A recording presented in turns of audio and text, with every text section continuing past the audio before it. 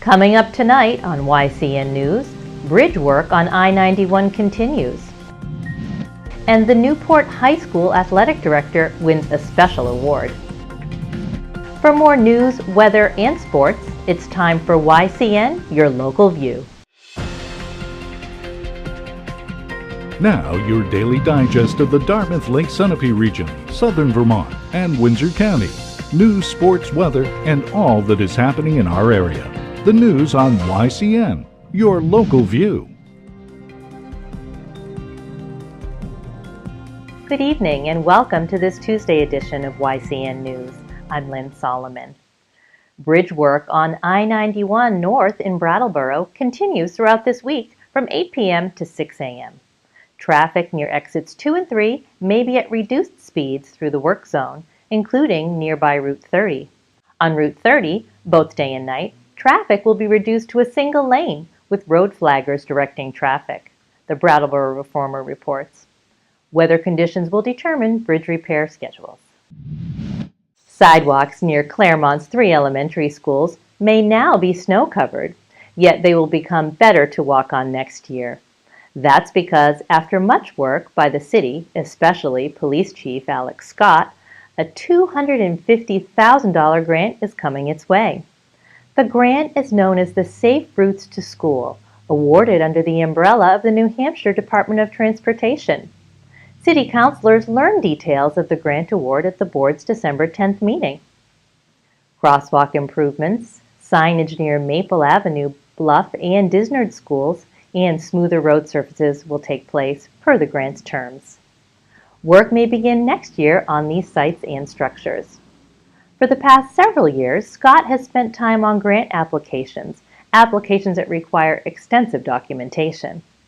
Also working to make the grant application become a reality are Claremont Planning and Development Director Nancy Merrill and Kurt Beek. Beek is the city's Community Development Project Manager. Newport High School Athletic Director Doug Beaupre is one of 5 recipients of the state's Football Officials Association Game Administration Award. Beaupre also is the physical education teacher at the high school. Beaupre is being honored for his role ensuring every high school athletic game is played at its best level of sportsmanship. This includes working with referees and coaches.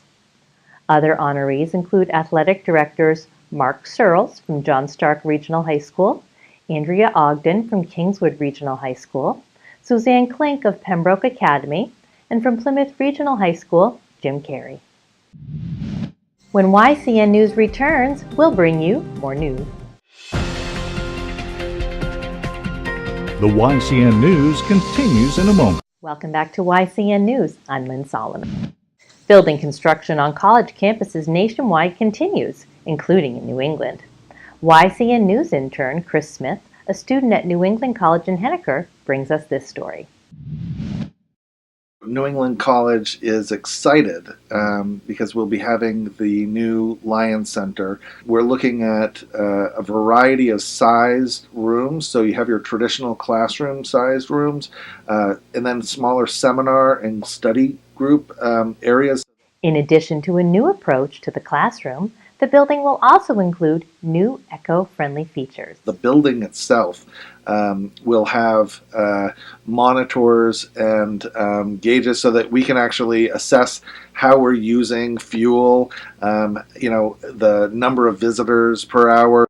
The building is set to have more up-to-date characteristics, which is something that has been well received already, as this fall marked the school's first semester of East Hall opening after its renovations.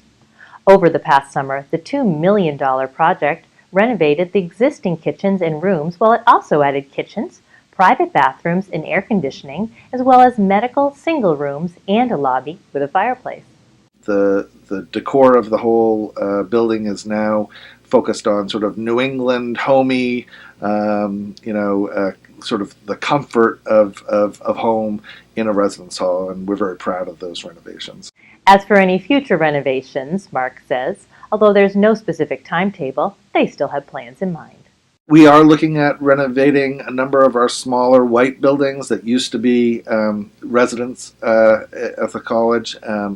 We also are looking at the potential for new buildings, including a theater, and down the road, larger athletic complex. So we are really committed to developing the infrastructure of the physical campus. Although he believes having good facilities are important, Mark also says they still put more emphasis on education and retention than focusing just on buildings. I think that for the most part, we're focused on the additions really aiding in student retention and satisfaction, but I also think that they will aid us in recruitment of students. Obviously, the better facilities are and the more accommodating for students, I think that the more interest they'll have in the college as well. In its 40-year history, generations of skiers made their way down Hogback Mountain in Marlborough, Vermont. From 1946 to 1986, the ski area near Brattleboro and Route 9 welcomed outdoor enthusiasts to its slopes. Now, a piece of memorabilia from the ski site is in need of being returned to its owner. The Hogback Ski Area sign, which welcomes skiers, is missing. Edward Metcalf, the sign's owner, told Vermont State Police he believes the sign was taken between Saturday and Monday. The sign is 3 feet high and 5 feet wide. The sign hung on the south side of the roadway and could be seen by motorists driving east on Route 9. Anyone who has information about what happened to the sign is asked to call Sergeant Buckley of the Vermont State Police at 802-254-2382. When YCN News returns, we'll join River Valley Chronicle's Elizabeth D'Orazio, who visited the light display at La Salette Shrine in Enfield, New Hampshire. The YCN News continues in a moment. Welcome back to YCN News. I'm Lynn Solomon. Let's find out the weather and look at sports. Thanks, Lynn. Tonight we'll have a chance of rain and sleet before 10 p.m. Lows will be around 33. Wednesday, rain is likely before 10 a.m., then cloudy skies will appear. Highs will be near 38. Wednesday night may bring a chance of rain and sleet before 8 p.m. Lows will be around 28 degrees. On Thursday, a 30% chance of snow is expected before noon with a high near 38. Thursday night will be mostly cloudy with a low around 25. On our YCN community calendar, we have a city council meeting happening in Claremont tomorrow from 6:30 p.m. to 7:30 p.m. On Thursday, there will be public ice skating at the Campion Rink in West Lebanon from noon to 1:30 p.m. And also, there will be a Christmas pageant on Main Street in Norwich, Vermont from 7 to 8 p.m.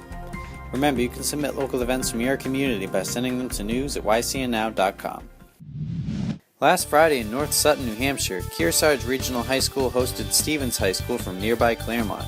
The Cougar fans are all fired up for the early season local rivalry contest. Kearsarge was dominant on the boards. Here on the Cougar fast break, Debbie Crossmar puts in the third chance basket.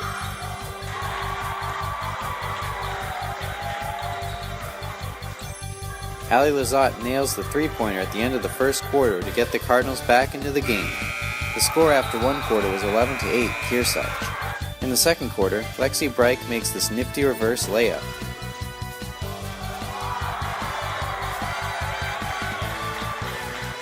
Kearsarge led at halftime 31-13. The Kearsarge defense was great all night. Here, Sydney Breik steals the ball, and Debbie Crossmar gets another put-back basket. The sophomore forward finished with a game-high 16 points. The Cougars went on to win 57-25 to improve on 2-0. They next host Conant on Tuesday. The Cardinals will take their 1-2 record to Hopkinton on Friday. And now, turning to Manchester Monarchs news, here are the results from Saturday's game against the Worcester Sharks. Andrew Bodnarchuk scored the game-winning goal to make the score 2-1 and lead the Monarchs to victory. The Sharks scored the first goal of the game, but Manchester's David van der Gulik put the Monarchs on the board near the end of the first period. So far, the Monarchs have won each of the 3 games with the Sharks this season. We will bring you the results of Sunday's game against Providence tomorrow. Thanks, Matt. When we return, we'll join Capital Connections' Lisa Connell, who spoke with Alice Emmons from the Vermont House of Representatives. The YCN News continues in a moment.